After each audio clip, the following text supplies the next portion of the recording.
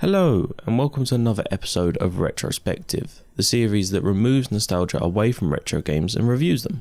In this episode, we'll be looking at Golden Axe. Now, Golden Axe is a game held in fond memory by many as defining the side-scrolling brawler and was released way back in 1989 in arcades before being ported to the Sega Megadrive, or Genesis for those living in the US. Golden Axe spawned 3 sequels, a 2D beat-em-up spin-off, a 3D update on PS3, and 2 spin-offs spanning nearly 20 years.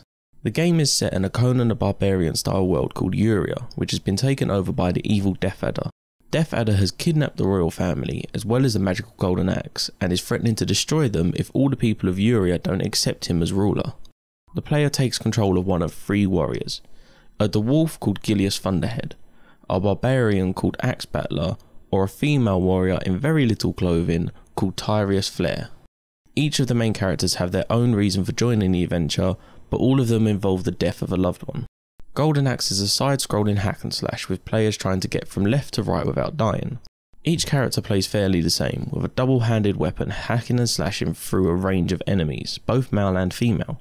If a player hits the enemy a few times in succession, the enemy will drop to their knees, allowing for a brutal crack on the head with the hilt of the weapon before being thrown, kicked, rolled, or otherwise catapulted across the screen or into enemies.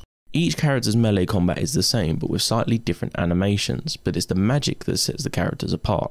Magic is filled up by kicking little sprites that drop blue bottles. Magic hurts all enemies on screen and grows more powerful depending on how many bottles the player has.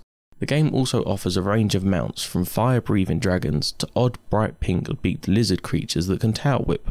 Most side-scrollers of the time didn't have mounts, so this added an extra dimension, giving Golden Axe an edge. The levels try for a good level of variety with forests, cliffs, villages and mountains, but they all have a similar colour palette, so not a lot sets them apart. The levels do however have multiple levels of play, which helps to break them up, as well as some deadly drops and the odd weather effect. The music is as to be expected with a game from this era, but it does well to change with each stage.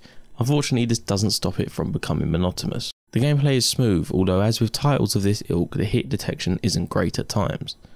This can be forgiven by the sheer fun it is to play, especially on local multiplayer with a friend. The main downfall of Golden Axe is that it's incredibly short, roughly 40 minutes from start to finish.